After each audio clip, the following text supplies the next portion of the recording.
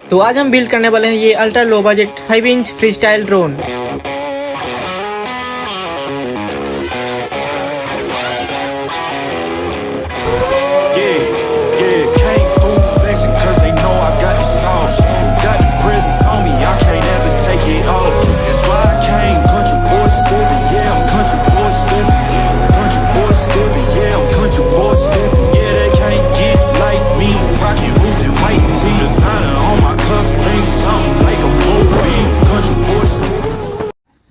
तो मुझे नहीं लगा था कि इसमें 3S बैटरी के साथ मुझे इतना ज्यादा स्पीड मिलेगा, क्योंकि इस टाइप के ड्रोन में लोग ज्यादातर 4S से लेकर 6S बैटरी यूज करते हैं और मैंने इसमें यूज करी है ये 3S लिपो बैटरी। वैसे मैं बता दूं ये अब तक का सबसे चीपेस्ट 5 इंच ड्रोन बिल्ड होने वाला है। नॉर्मली अगर आप इस टाइप का 5 इंच फ्रीस्टाइल ड्रोन बिल्ड करने जाओगे तो 30,000 से लेकर 1 लाख प्लस तक भी इसका खर्चा जा सकता है, लेकिन मैं इसको बिल्ड करने वाला हूँ 10,000 के अंदर, जिसमें मैं यूज करूंगा ये वाला फ्लाइट कंट्रोलर जिसका नाम SP racing F3 flight controller है, जो आपको मार्केट में 1300 से लेकर 1400 रुपए में मिल जाएगा। तो इस ड्रोन को बिल्ड करना शुरू करते हैं। तो यह वो सारा सामान जो हम इस ड्रोन को बिल्ड करने में यूज करेंगे और इनको मैंने कहाँ से परचेस किया वो भी मैं वीडियो में आगे बताऊंगा, तो वीडियो को एंड तक जरूर देखना। तो वीडियो को स्टार्ट करते हैं इस फ्रेम से। ये एक बजट में आने वाला एक बेस्ट फ्रेम है जिसे हम इस ड्रोन को बनाने वाले हैं। तो ये एक Mark 4 का 5 इंच FPV फ्रेम है और ये पूरा का पूरा कार्बन फाइबर का फ्रेम है, लेकिन ये कोई ओरिजिनल फ्रेम नहीं है बल्कि ये क्लोन फ्रेम है। वैसे मुझे इस बात से कोई प्रॉब्लम नहीं है क्योंकि ये जिस प्राइस रेंज में आता है इस प्राइस रेंज में ये बहुत अच्छा फ्रेम है। वैसे भी अभी Mark 4 का 5 इंच फ्रेम डिसकंटिन्यू हो रखा है। तो सबसे पहले मैं इस फ्रेम को असेंबल कर लेता हूँ। इसके साथ ही आपको नट वगैरह सब कुछ मिल जाएगा, उन्हीं का यूज करके हम इस फ्रेम को असेंबल कर लेते हैं। तो देख सकते हो मैंने इस होल में ये नट वगैरह को लगा दिया है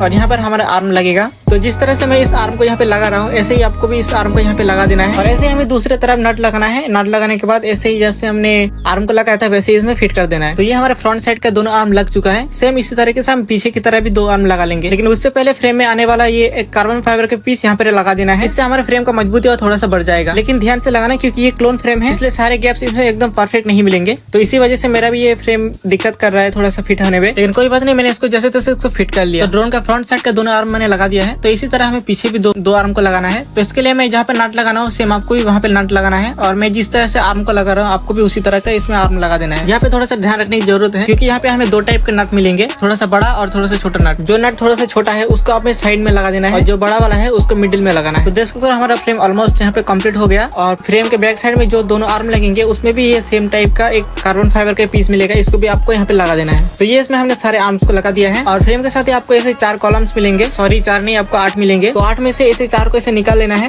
और फ्रेम के अंदर के साइड में जो हमने 2 बड़े साइज के 2 नट लगाए हैं उसमें हमें लगा देना है। तो देख सकते हो मैंने चारों कॉलम्स को लगा दिया है। तो आपको भी ऐसे ही इसमें लगा देना है। फिर आपको फ्रेम के साथ ऐसे 4 छोटे-छोटे नट्स मिलेंगे और इनको हमें फ्रेम के बाहर साइड में तो हमने छोटे-छोटे नट्स लगाए थे उसमें हमें लगा देना है। तो हम चारों स्क्रूज में इस चारों नट को इसमें लगा देंगे। तो देख सकते हो मैंने इसमें 4 नट और 4 कॉलम्स को इसमें लगा दिया है। अब बारी है इसमें इलेक्ट्रॉनिक्स को फिट करना। सबसे पहले मैं इसमें पावर डिस्ट्रीब्यूशन बोर्ड और इसका फ्लाइट कंट्रोल को निकालूंगा। तो यहाँ पे मैंने एक चीज को सेम रखा है, हमारे जो ये पावर डिस्ट्रीब्यूशन बोर्ड है उसका माउंटिंग होल और फ्लाइट कंट्रोलर का माउंटिंग होल एकदम बिल्कुल सेम है। इससे होगा ये कि फ्रेम में हमारे ये आसानी से फिट हो जाएगा। लेकिन यहाँ पे मेरा एक थोड़ा सा प्रॉब्लम आ रहा था, पावर डिस्ट्रीब्यूशन बोर्ड यहाँ पे अच्छे से फिट नहीं हो रहा था क्योंकि इसमें ये थोड़ा सा एक्स्ट्रा पार्ट बाहर निकला हुआ है, जबकि फ्लाइट कंट्रोलर हमारा एकदम सही फिट हो रहा है। तो हम क्या करेंगे, पावर डिस्ट्रीब्यूशन का जो ये बाहर का जो एक्स्ट्रा पीस है इसको हम कट कर लेंगे और अगर आप इसको ध्यान से देखोगे तो इसमें सिर्फ 2 ही वायर जा रहे हैं और वो पावर के लिए, और पावर के लिए इसमें 4 एक्स्ट्रा कनेक्शन भी दिया गया है। तो इसको हमें कट कर लेना है, लेकिन ध्यान रखना ये आसानी से कट नहीं होगा। मुझे भी इसको काटने में बहुत टाइम लग गया। मैंने तो इसको हेक्सो ब्लेड से काटा है, आप इसको किसी भी शार्प चीज से इसको काट सकते हैं। इसको काटने के बाद जब इसमें पावर दे रहा हूँ तो इजीली ऑन हो जा रहा है और बोर्ड को पलट के दूसरी तरफ पावर देने से भी ये ऑन हो जा रहा है क्योंकि इसके दोनों तरफ से इसको पावर दिया जा सकता है।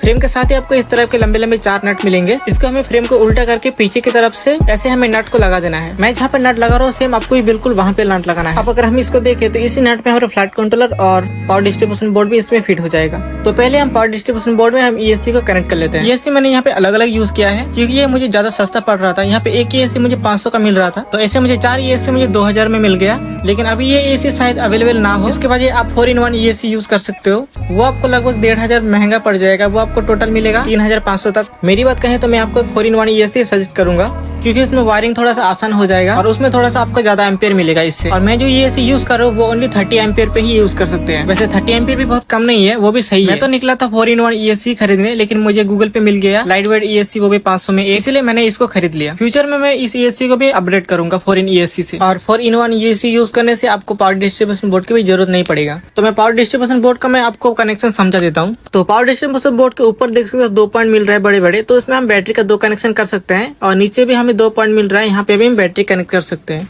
और साइड में जो दिख रहा है ये 4 पिन, यहाँ पे हम ESC कनेक्ट कर सकते हैं। हर ESC में पॉजिटिव और नेगेटिव होता है और यहाँ पे भी पॉजिटिव और नेगेटिव लिखा है, तो आपको पॉजिटिव और नेगेटिव मैच करके लगाना पड़ेगा। और यहाँ पे हमें 4 छोटे छोटे पिन देखने को मिल रहा है। पहले 2 पिन हमें 5 वोल्ट मिलेगा और दूसरा 2 पिन हमें 12 वोल्ट मिलेगा। और यहाँ पे ग्राउंड और पॉजिटिव यहाँ पे लिखा है। पहले हमें सोल्डरिंग पैड को हमें टिन कर लेना है सोल्डरिंग आयरन से, उसके बाद हम इसमें कनेक्शन कर सकते हैं। तो ये डबल लेयर PCB है, तो मेरे सोल्डरिंग आयरन को थोड़ी मुश्किल हो रही है इसमें सोल्डरिंग करने में, इसलिए मैं क्या कर रहा हूँ, जहाँ पे हीटिंग कॉइल है मेरे सोल्डरिंग आयरन के, उसके पास में सोल्डरिंग आयरन को पिघला रहा हूँ और वहाँ से मैं इसमें सोल्डरिंग कर रहा हूँ। इस वाले सोल्डरिंग आयरन से इतना हेवी काम तो इसमें नहीं हो पाएगा। इसके लिए आपको प्रॉपर 60 वाट का सोल्डरिंग आयरन लेना पड़ेगा, जो कि मैंने डिस्क्रिप्शन में टैग कर रखा है, वहाँ से भी आप खरीद सकते हैं। वैसे मैं इसमें ये वाला सोल्डरिंग आयरन यूज कर रहा हूँ, जो कि लिखा तो है 60 वाट, लेकिन ये 60 वाट नहीं देता।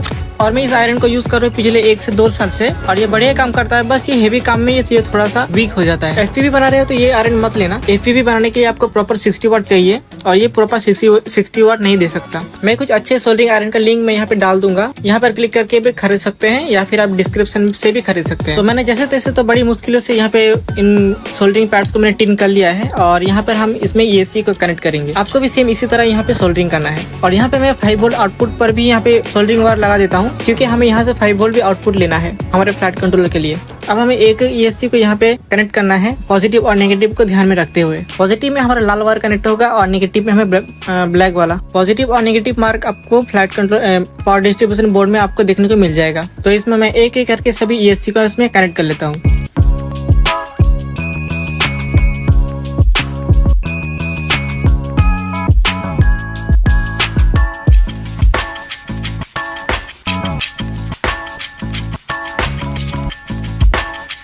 तो ये इसमें मैंने सभी ESC को कनेक्ट कर लिया है। तो पहले तो मैंने इस ESC को वायर को मैंने बाहर से सोल्डरिंग किया था, लेकिन अब मैंने इनको खोलकर मैंने इसको अंदर से सोल्डरिंग करा है, क्योंकि ऐसा करने से ड्रोन में वायर्स बाहर से नहीं दिखेंगे, सारे मोटे मोटे वायर्स अंदर ही फिट हो जाएगा। अब मैं पावर इनपुट के लिए मैं ये मोटा वायर कनेक्ट करूंगा। ये हमारा सिलिकॉन वायर है और ये 10 AWG का वायर है, मतलब 10 गेज का वायर है ये। लेकिन मुझे इस वायर को देख के मुझे सोल्डरिंग आयरन की याद आ रही है। इतना मोटा वायर मेरा सोल्डरिंग आयरन पिघला पाएगा या नहीं वो मुझे भी नहीं पता। चलो ट्राई कर लेते हैं एक बार। वायर पे मैंने सोल्डरिंग पेस्ट लगा दिया है और वायर पे तो सोल्डरिंग वायर चिपक रहा है। अब इसको PCB में सोल्डर करके देखते हैं।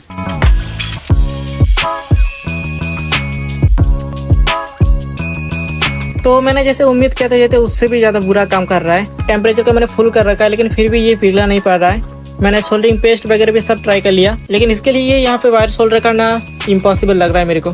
तो मैंने क्या किया, घर में लगने वाला बिजली का वायर निकाला और इसमें लगा दिया। ये कोई सिलिकॉन वायर नहीं है, ये बस नॉर्मल घर के बिजली फिटिंग करने वाला वायर है। तो यहाँ पे मैंने रेड वाले को पॉजिटिव रखा है और येलो वाले को नेगेटिव। पॉजिटिव और नेगेटिव का मार्क बोर्ड में दिख जाएगा, उसी में आपको कनेक्ट करना है। अब हम इस पावर डिस्ट्रीब्यूशन बोर्ड को फ्रेम में नट के थ्रू लगा देंगे, लेकिन उससे पहले यहाँ पे मैं ग्लू स्टिक का ये छोटे छोटे पीस रख दे रहा हूँ, क्योंकि देखो कार्बन फाइबर ना वो इलेक्ट्रिसिटी को पास करता है, मतलब वो कंडक्टिव है और कोई भी पार्ट अगर कार्बन फाइबर में टच हो गया तो शॉर्ट सर्किट भी हो सकता है। इसलिए मैं इस बोर्ड को थोड़ा सा फ्रेम के थोड़ा ऊपर ही रख रहा हूँ। और फ्रेम के साथ आने वाले वो 4 नट जो मैंने पहले आपको दिखाया था उनको लगा लेना है, फिर उसके ऊपर इस पावर डिस्ट्रीब्यूशन बोर्ड को लगा देना है। इसके बाद मैं एक ये टूटा हुआ शॉक अब्जॉर्बर ले रहा हूँ, जो कि फ्लैट कंट्रोलर में लगाते हैं। इसमें जो लगा हुआ ये 4 छोटे छोटे रबर्स, इनको मैं निकाल लूंगा। इनको मैं लगाऊंगा पावर डिस्ट्रीब्यूशन बोर्ड और फ्लैट कंट्रोलर के बीच में, ताकि थोड़ा सा गैप हो सके। आप इनके जगह आप कोई और चीज भी यूज कर सकते हो, ये मेरे पास पड़ा हुआ था इसलिए मैं इनका यूज कर रहा हूँ। तो पावर डिस्ट्रीब्यूशन बोर्ड के ऊपर ही हम इस फ्लैट कंट्रोलर को लगाएंगे नट के थ्रू। लेकिन उससे पहले मैं इसमें 5 वोल्ट का कनेक्शन कर दे रहा हूँ, क्योंकि फ्लैट कंट्रोलर को लगाने के बाद हमें जगह नहीं मिलेगी इसमें सोल्डरिंग करने के। तो जहाँ पे हमने छोटे छोटे 2 पिन को टिन किया था, वहाँ पे हम 5 वोल्ट और ग्राउंड ले लेंगे, जो कि लिखा है यहाँ पे। Red and black wire use कर रहा हूँ, ब्लैक वायर में नेगेटिव के लिए और रेड वाला पॉजिटिव के लिए। इन वायर्स को मैं कहीं कनेक्ट नहीं करूंगा, बस निकाल के रख दे रहा हूँ। जब हम सब कनेक्शन कर देंगे तो लास्ट में इसका कनेक्शन करेंगे फ्लैट कंट्रोल से। वो जो हमने रबर को निकाला था, उन रबर को हम 4 नट में लगा देंगे, जो कि हमारा पावर डिस्ट्रीब्यूशन बोर्ड को होल्ड कर रहा है, और इसके ऊपर हम इस फ्लैट कंट्रोल को लगाएंगे। लेकिन उससे पहले मैं आपको एक बात बताता हूँ, इसमें एक एरो होता है छोटा सा, वो एरो हमें इस फ्लैट कंट्रोलर के फ्रंट डायरेक्शन को दर्शाता है। तो इस एरो को आपको इस फ्रेम के फ्रंट साइड के साथ मैच करके लगाना है। फ्लैट कंट्रोलर को फ्रेम में लगाने से पहले मैं इसमें मोटर्स का कनेक्शन निकाल लेता हूँ। यहाँ जो आपको बहुत सारा पिन दिख रहा है, यहाँ पे हमारे मोटर्स का कनेक्शन कनेक्ट होगा। तो फ्लैट कंट्रोलर के साथ आपको ऐसे एक पिन मिला होगा जिसमें बहुत सारे पिन है, उनको मैं काट के सिर्फ 4 पिन को ही यहाँ पे रख रहा हूँ, क्योंकि हमारे 4 पिनों का ही काम है। और इन पिन्स को मैं फ्लैट कंट्रोलर में सोल्डर कर लूंगा। ये पिन्स हमारा मोटर का जो ESC है, ESC के वो सिग्नल पिन में कनेक्ट होगा। सोल्डर करने के बाद इस फ्लैट कंट्रोल को मैं स्प्रे में लगा दूंगा। जैसे मैंने बताया था एरो को मैच करके लगाना है, तो मैंने एरो को देखते हुए ही इसको लगाया है। अब मैं फ्लैट कंट्रोल में पावर दूंगा। फ्लैट कंट्रोल में पावर देने के लिए मैं पहले पावर डिस्ट्रीब्यूशन से जो आया हुआ 5 वोल्ट है उसको मैं मीटर से चेक करूंगा। अगर वो ज्यादा हुआ तो हम इसको यूज नहीं करेंगे। 5 वोल्ट के अंडर ही होना चाहिए। तो यहाँ पे मैंने पावर डिस्ट्रीब्यूशन को पावर दे दिया है और मल्टीमीटर से यहाँ पे वोल्टेज चेक कर रहा हूँ। देख सकते हो यहाँ पे इतना वोल्टेज आ रहा है और ये सेफ वोल्टेज है हमारे फ्लैट कंट्रोलर के लिए। वोल्टेज तो हमारा एकदम सही निकला और इसके बाद मैं इसमें एसी को लगाऊंगा। पहले मैं आपको एसी का कनेक्शन समझा देता हूँ क्योंकि उसी में पावर का कनेक्शन होगा। अगर उसको आप नहीं समझोगे तो आप कनेक्शन अच्छे से नहीं समझ पाओगे। तो देखो ड्रोन के फ्रेम को आपको सीधा करके रखना है, मतलब ड्रोन का फ्रंट साइड को आपके फ्रंट साइड में रखना है और आप मैं जिस ESC का वायर रेल ले रहा हूँ उसको आपको इस साइड में लगा देना है। आप इस फ्लाइट कंट्रोल में देख सकते हो 1 2 3 4 का ऐसे नंबर लिखा है। तो 1 से लेकर 4 तक हमें मोटर कनेक्ट करना है। तो मैं जिस ESC का कनेक्शन कर रहा हूँ वो 1 नंबर मोटर होने वाला है हमारा। तो इसको फ्लाइट कंट्रोल के 1 नंबर पिन के साथ कनेक्ट कर देना है। ध्यान रखना व्हाइट वाला वायर आपको ऊपर में लगाना है और ब्लैक वाला नीचे की तरफ होना चाहिए। तो ये हमारा 1 नंबर मोटर हमने कनेक्ट कर दिया है। अब कनेक्ट करते हैं 2 नंबर ESC को, मतलब ये वाला 2 नंबर मोटर। तो ये वाला जो ESC है ये हमारा 2 नंबर ESC होने वाला है। तो इसका वायर को हमें वैसे ही 2 नंबर पिन के साथ मैच करके लगाना है। तो ये मैंने इसको भी लगा दिया है। अब हमें कनेक्ट करते हैं 3 नंबर ESC। इस बार हमारा लेफ्ट साइड के नीचे की तरफ ये वाला जो ESC है ये वाला हमारा 3 नंबर ESC होने वाला है। तो इसका हम कनेक्ट करेंगे फ्लाइट कंट्रोलर के 3 नंबर पिन में। और बचा है ये वाला लास्ट वाला ESC जो कि 4 नंबर ESC है हमारा। तो इस 4 नंबर ESC को हम कनेक्ट करेंगे फ्लाइट कंट्रोलर के 4 नंबर पिन के साथ। तो याद रखना जितने भी व्हाइट कलर का वायर है वो सब ऊपर की तरफ होना चाहिए और ब्लैक वाला नीचे। तो उन पिन की वजह से मेरा जो ये फ्लाइट कंट्रोलर है वो सही से नहीं बैठ रहा था। तो मैंने उस पिन को हटा दिया और उसके बदले मैंने डायरेक्ट वायर को ही सोल्डरिंग कर दिया। जिस कनेक्टर पे पिन के वायर कनेक्ट हो रहे थे वहां पर मैंने डायरेक्ट वायर को ही सोल्डरिंग कर दिया। आपको भी वैसे ऐसे करना है। अब हम फ्लाइट कंट्रोल में पावर का कनेक्शन करेंगे जो हमने मीटर से चेक किया था। तो यहाँ पे जो हमारा इतना सारा खाली पिन है यहाँ पे हमारा पॉजिटिव और नेगेटिव कनेक्ट होगा। तो अगर आप यहाँ ध्यान से देखोगे तो यहाँ पे पॉजिटिव लिखा है मिडिल में और साइड में नेगेटिव और इसके ऊपर ये सिग्नल वायर। तो सिग्नल में हमने व्हाइट कलर का वायर लगाया है और सबसे नीचे ब्लैक वायर लगाया है। तो मिडिल का जो वायर है वो हमारा पॉजिटिव है और नीचे का जो पिन है वो हमारा नेगेटिव है। तो हमें पॉजिटिव और नेगेटिव नीचे और ऊपर दोनों पिन में लगाना है। बीच में हमारा रहेगा पॉजिटिव वायर और नीचे रहेगा हमारा ब्लैक वाला नेगेटिव वायर। ये सारे पिन एकदम लाइन में लगा हुआ है। तो मैं मिडिल के किसी भी पिन में एक पिन कर लूंगा, वहाँ पे हमारा पॉजिटिव कनेक्ट होगा। वैसे ही हमारे नीचे का सारा पिन नेगेटिव है तो नेगेटिव में किसी भी एक पिन में लगा दूंगा। तो ये मैं कनेक्ट कर रहा हूँ 5 वोल्ट नेगेटिव वायर। ये वही वायर है जो हमने पावर डिस्ट्रीब्यूशन बोर्ड के 5 वोल्ट में कनेक्ट किया था, जो कि हमने खाली छोड़ दिया था। मैं उसी वायर को यहाँ पे कनेक्ट कर रहा हूँ। और ये है हमारा 5 वोल्ट पॉजिटिव वायर जिसको हमने मिडिल में लगाना है। जो कि हमने पिन को टिन किया था उसी पॉइंट में इसको सोल्डर कर देना है। तो ये हमने पावर डिस्ट्रीब्यूशन बोर्ड से आया हुआ 5 वोल्ट को हमने फ्लाइट कंट्रोल में लगा दिया है। और अब हम अगर इसको ऑन करेंगे तो हमारा फ्लाइट कंट्रोल भी ऑन हो जाएगा। तो अब हम इसमें लगाएंगे रिसीवर। तो फ्लाइट कंट्रोल के साथ हमें जो केबल मिला था उनको हम निकाल लेंगे और उनमें से आपको ऐसा एक केबल मिलेगा जिसमें देखिए एक ही पिन में 3 वायर कनेक्टेड है। ऐसे पिन आपको खोजना है जिसमें white, red and black colour का वायर है। तो हमें सिर्फ इस एक पिन का कनेक्शन चाहिए और बाकी को हम काट देंगे और इस कटे हुए पिन को कनेक्ट करेंगे फ्लाइट कंट्रोल के लेफ्ट वाले इस पोर्ट में। और इसके आखिरी वायर को कनेक्ट करना है हमारे रिसीवर में। मैं इसमें यूज कर रहा हूँ फ्लैश स्काई का 6 चैनल का रिसीवर और हमें इस वायर को इस रिसीवर के आईवास पोर्ट में कनेक्ट करना है। तो यहाँ पे देख सकते हो राइट साइड के ऊपर में 3 पिन है, ये हमारा आईवास के पोर्ट है।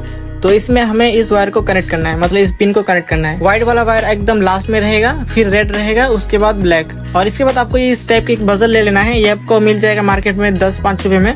इसको हमें कनेक्ट करना है फ्लाइट कंट्रोल के बजर वाले पोर्ट में। मैं इसको डायरेक्टली सोल्डर कर देता हूँ। पोर्ट के साइड में बजर भी लिखा होगा, उसमें आपको इससे कनेक्ट कर देना है। और इसके बाद मैं लास्ट में इसमें मोटर कनेक्ट कर देता हूँ। मोटर में यूज कर रहा हूँ RS 2205 की मोटर जो कि 2600 kV के मोटर है। ये मैं 2 clockwise and 2 anti clockwise use करूंगा। मोटर्स को आपको फ्रेम में ऐसे ही फिट नहीं करना। फ्रेम में 2 motor clockwise and 2 motor anti clockwise घूमेगा। क्लॉकवाइज मोटर को आपको राइट साइड के कॉर्नर नीचे में आपको ऐसे लगा देना है और इनको नट के मदद से टाइट कर देना है। लेकिन मुझे मोटर के साथ जो नट मिले थे वो नट इसमें काम नहीं कर रहे हैं क्योंकि ये मेरा जो ये फ्रेम है ये थोड़ा सा मोटा है। तो इसके वजह से नट इसमें घुस जा रहा है और मोटर तक पहुंच ही नहीं पा रहा है। तो इसके लिए मैं ये अलग नट यूज कर रहा हूँ क्योंकि वो नट तो इसमें काम नहीं आएगा। ये भी सेम नट है लेकिन ये उससे लंबा है थोड़ा उससे। पहले जो मैंने एक ड्रोन फ्रेम खरीदा था बड़े ड्रोन के लिए, उसी के नट में इसमें यूज कर रहा हूँ। तो इसको मैं मोटर को नट से अच्छे से टाइट कर लूंगा। इसमें आपको यूज करना पड़ेगा 2.5 mm का एलन की। बस मोटर्स के नट टाइट करने के लिए ही आपको ये 2.5 mm का एलन की लगेगा और बाकी जो जितने भी सारे स्क्रू है वो आपको 2 mm के एलन की से ही काम चल जाएगा। तो ये हमने एक मोटर को लगा दिया है। ये हमारा क्लॉकवाइज मोटर होगा। तो इसी तरह हमें चारों मोटर को इसमें लगा देना है। लेकिन क्लॉकवाइज और एंटी क्लॉकवाइज का खास ध्यान रखना क्योंकि इसमें मोटर में भी मेंशन है कौन सा मोटर क्लॉकवाइज और कौन सा मोटर एंटी क्लॉकवाइज घूमेगा। आई थिंक मोटर का रोटेशन डायग्राम सबको पता ही होगा, फिर भी मैं यहाँ पर मोटर का रोटेशन डायग्राम में यहाँ पे दे दूंगा। इसी डायग्राम को देखकर आपको मोटर्स को फ्रेम में टाइट करना है। क्लॉकवाइज मोटर को क्लॉकवाइज और एंटी क्लॉकवाइज मोटर को एंटी क्लॉकवाइज में। तो अब हमें ये मोटर को वायर को ESC में कनेक्ट करना है। लेकिन प्रॉब्लम ये है कि मुझे यहाँ पे जगह नहीं मिल रही है यहाँ पे सोल्डरिंग करने की, क्योंकि ESC मैंने एकदम आर्म में ही लगा दिया है। तो इसके लिए मैं क्या करूँगा, मोटर्स को वायर को बिना काटे इसको फोल्ड कर लेंगे। फोल्ड करने के बाद इसको वापस घुमा के ऐसे इसमें सोल्डरिंग करेंगे। तो इसके लिए हमें इसमें इस वायर को कनेक्ट करना होगा। तो हमें मोटर से आया हुआ 3 वायर को डायरेक्टली ESC के 3 कनेक्टर में कनेक्ट कर देना है। अभी मैं इसको नॉर्मली ऐसे ही कनेक्ट कर दूंगा। बाद में अगर मोटर उल्टा घूमता है तो मैं दोनों वायर को, किसी भी 2 वायर को पलट दूंगा। देख सकते हो मैंने इसमें कनेक्ट कर दिया है और इन वायर को मैं ऐसे करके इसको जिप टाइट से बांध दूंगा। तो ऐसे ही करके सेम तरीके से सभी ESC में मैं वायर कनेक्ट कर दूंगा मोटर का। इसमें आपको ज्यादा कुछ करने की जरूरत नहीं पड़ेगा। बस ESC से बस मोटर से आया हुआ 3 वायर को ESC में किसी भी 3 पिन में कनेक्ट कर देना है। अगर मोटर उल्टा घूमता है तो दोनों वायर में से किसी भी 2 वायर को पलट देना है। तो ये देख सकते हो मैंने सभी ESC में कनेक्ट कर दिया है सारी मोटर्स को। जैसे मैंने आपको बताया था वैसे इसको कनेक्ट करना है। तो इसका 90% हार्डवेयर इसका कंप्लीट हो गया है। अब इसको सॉफ्टवेयर का काम बाकी है। लेकिन मैं इसमें एक चीज लगाना भूल गया और वो है कैपेसिटर। इसको हमें पावर सप्लाई के मेन पॉइंट पे लगाना था, जहाँ पे हमारे XC60 कनेक्ट होगा। मेरा मतलब जो मेन पावर सप्लाई जो पावर डिस्ट्रीब्यूशन बोर्ड में जाएगा, इसको लगाना जरूरी है। क्योंकि हमने जो इसमें फ्लाइट कंट्रोल यूज किया है वो थोड़ा सा पुराना फ्लाइट कंट्रोल है और इसमें इतना सारे फिल्टर्स नहीं है जो इलेक्ट्रोमैग्नेटिक फील्ड को सह सके। तो इसे लगाने से थोड़ा सा फिल्ट्रेशन और भी स्मूथ हो जाएगा। इसे लगाने से हमारे फ्लाइट कंट्रोल में ग्लिचेस नहीं होगा और हमें फ्लाइंग भी बहुत स्मूथ मिलेगा। तो हमने जहाँ पे मेन पावर सप्लाई का वायर कनेक्ट किया था उसके साइड में ही 2 पिन और दिया गया है और ये दोनों पिन डायरेक्ट कनेक्टेड है हमारे उस दोनों वायर से, जो कि रेड एंड येलो कलर का वायर है, जो कि हमने पावर के लिए यूज किया था। तो इसी में हम कैपेसिटर को लगाएंगे। कैपेसिटर का पॉजिटिव और नेगेटिव खास ध्यान रख के इसमें लगाना, क्योंकि अगर इसमें उल्टा लगा दिया तो कैपेसिटर आपका ब्लास्ट हो जाएगा। जिस साइड कैपेसिटर के कुछ भी नहीं लिखा है उस साइड पॉजिटिव है और कैपेसिटर के जिस साइड पिन में ये व्हाइट कलर का पट्टी है यहाँ पे नेगेटिव पिन कनेक्ट होगा हमारा। मैं इसमें 3S और 4S लिपो बैटरी यूज करूंगा। तो इसके लिए मैं 25 वोल्ट का कैपेसिटर यूज किया हूँ और अगर 4S या 6S बैटरी यूज करोगे तो आपको ज्यादा वोल्टेज का जरूरत पड़ेगा। मैंने इसमें 680 माइक्रोफैराड का कैपेसिटर यूज किया है। आप उससे ज्यादा भी यूज कर सकते हो, लेकिन उससे ज्यादा यूज करने से कैपेसिटर का साइज बढ़ जाएगा और उसमें फिटिंग में प्रॉब्लम आएगा। कैपेसिटर को मैंने इसमें लगा दिया है और जैसा था इसको मैं वैसे इसमें फिट कर दूंगा। तो अब हमारा इसमें 90% से भी ज्यादा काम हो चुका है हार्डवेयर का। अब सिर्फ इसमें सॉफ्टवेयर का काम बाकी है, मतलब इसे प्रोग्राम करना है। इसका प्रोग्रामिंग कंप्लीट होने के बाद ये फ्लाइट के लिए एकदम रेडी हो जाएगा। तो ये मैंने इसका प्रोग्रामिंग का कंप्लीट कर दिया है और इसको मैंने फ्लाइट टेस्ट भी किया था और ये अच्छे से फ्लाई भी कर रहा है। अब हम इसमें बाकी का पार्ट लगाएंगे, जैसे इसका XT60 कनेक्टर और फ्रेम के ऊपर का कवर। तो मैंने इस वीडियो में प्रोग्रामिंग करना नहीं दिखाया है, क्योंकि देखो मैंने भी बहुत कोशिश किया था कि एक ही वीडियो में प्रोग्रामिंग और बिल्ड वीडियो भी दिखा दूं। तो मैंने एक्चुअली दोनों वीडियो को एक साथ ही एडिट किया था, मतलब वो एक ही वीडियो होने वाला था। लेकिन एडिट करते करते ये मेरा वीडियो 25 मिनट से भी ज्यादा हो रहा था और इसको सेटअप करते वक्त इसमें बहुत सारे एरर और बहुत सारा प्रॉब्लम्स भी आ रहा था। तो मैं ये चाहता था कि मेरे साथ जो प्रॉब्लम्स और एरर आ रहा था उनका भी सॉल्यूशन मैं आपको बताऊं, और उनको भी अगर मैंने इस वीडियो में कवर कर लिया और ऊपर से प्रोग्रामिंग भी दिखा दिया तो ये वीडियो 30 मिनट से भी ज्यादा लंबा हो जाएगा। इसलिए मैं प्रोग्रामिंग वीडियो में पार्ट 2 में दिखाऊंगा और पार्ट 2 में हमारे पास बहुत सारा टाइम रहेगा, तो मैं उसमें सारे प्रॉब्लम्स और सोल्यूशन को एक साथ बता पाऊंगा। वो वीडियो ऑलरेडी शूट किया हुआ है, उसको मैं 1 या 2 दिन में अपलोड कर दूंगा, या फिर आपके पास ये वीडियो जब तक पहुंचा होगा तब तक मैं वो वीडियो अपलोड कर चुका हूँ। अपलोड होने के बाद उसका लिंक मैं डिस्क्रिप्शन में डाल दूंगा, या फिर आप चैनल पे जाकर भी चेक कर सकते हैं। तो बात करते करते मेरे XC60 कनेक्टर भी लग गया। इसमें पॉजिटिव और नेगेटिव का खास आपको ध्यान रखना पड़ेगा।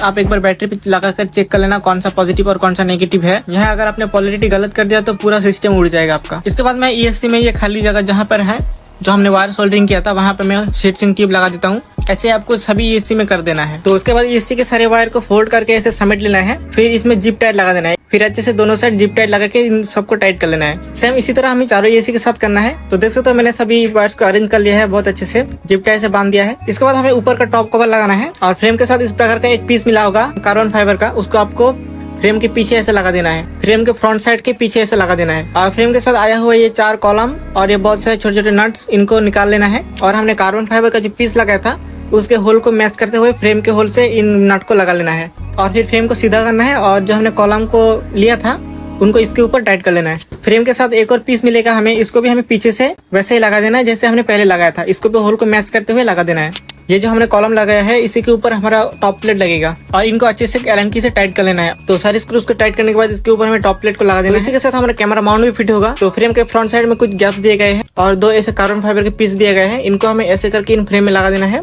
और इसके ऊपर हमें वो टॉप प्लेट को लगा देना है। तो हमारा जो ये टॉप प्लेट है इसके साथ ये कैमरा माउंट का ये छोटा सा पीस आपस में ऐसे कनेक्ट हो जाना चाहिए। लेकिन मेरे केस में ये आपस में अच्छे से कनेक्ट नहीं हो रहा है क्योंकि ये डुप्लीकेट फ्रेम है, तो इसमें पैनल गैप्स इतने अच्छे से डिजाइन नहीं किया गया है। तो इस चीज को मुझे फिक्स करने के लिए इस कार्बन फाइबर को थोड़ा सा घिसना पड़ेगा। तो इसको थोड़े से एडजस्टमेंट करने के बाद ये अपने ओरिजिनल शेप में आ गया और ये फ्रेम के टॉप प्लेट में भी आराम से फिक्स हो गया। दोनों पीसेस को मैं टॉप प्लेट में लगा दूंगा और उसके बाद इसको फ्रेम में अच्छे से टाइट कर लेंगे। बाहर की तरह हमने जो एक्स्ट्रा 4 कॉलम्स लगाए थे उन्हीं कॉलम्स में और अंदर के जो कॉलम्स है उसमें हम इस नट को फिक्स कर देंगे। इन नट्स को बहुत ज्यादा एक्सट्रीमली टाइट करने की जरूरत नहीं है, बस नॉर्मली इसको टाइट कर लेना है। इसके बाद जिप टाइस के जो एक्स्ट्रा केबल्स है उनको सबको कट कर लेना है और फिर फ्रेम के साथ आया हुआ ये 4 फोम के पीस इसको लैंडिंग गियर के रूप में इसे लगा देना है और इसके बाद फ्रेम के साथ आया हुआ इस बैटरी ग्रिप को भी इसमें लगा देना है। इसे यहाँ पे अलाइनमेंट देखकर ही इसको लगाना है। इसके बाद है हमारा लास्ट स्टेप जो हमें इसमें प्रोपेलर लगाना है और यहाँ पे आपका प्रोपेलर का बहुत अच्छे से प्लायर से टाइट करना है। तो ये मैंने सारे प्रोपेलर्स को लगा दिया है और मैं आपको रोटेशन डायग्राम फिर से बता देता हूँ। तो ये वाला मोटर हमारा क्लॉकवाइज मतलब सीधा घूमेगा और ये वाला मोटर भी क्लॉकवाइज मतलब सीधा घूमेगा और ठीक इसका ऑपोजिट ये वाला मोटर और ये वाला मोटर काउंटर क्लॉकवाइज घूमना चाहिए। तो बैटरी लगा के इसको एक बार फ्लाई करके देखते हैं।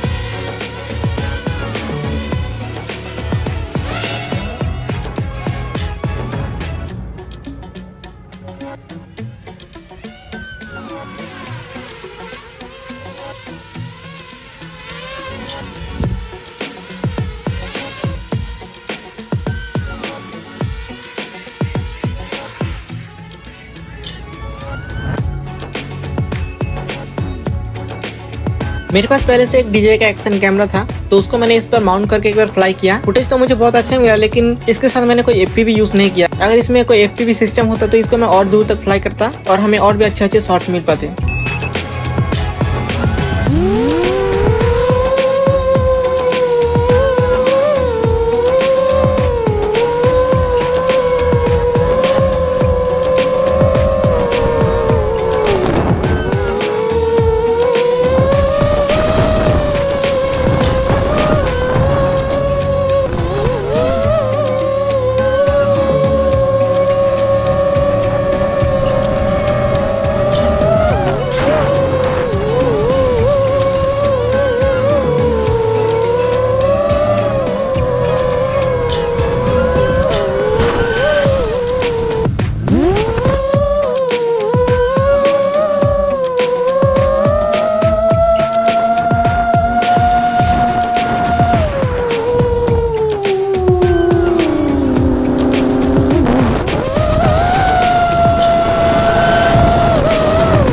तो ये है वो सारे पार्ट्स का नाम जो मैं इस ड्रोन को बिल्ड करने में यूज किया हूँ और कौन सा पार्ट्स मैं रिकमेंड करता हूँ वो भी मैं इस लिस्ट में ऐड कर दूंगा। तो मैं शायद इसके डायरेक्ट लिंक तो शायद डिस्क्रिप्शन में नहीं दे पाऊंगा, फिर भी अगर पॉसिबल हुआ तो डिस्क्रिप्शन में लिंक में जरूर देने की कोशिश करूंगा या फिर आप इनका नाम को गूगल पे सर्च करके भी इनको निकाल सकते हैं। तो इस वीडियो को एंड करते हैं और ये ड्रोन आपको कैसा लगा प्लीज कमेंट में जरूर बताना और हो सकता है इस वीडियो को एक हाइप और एक लाइक जरूर से कर देना। मिलते हैं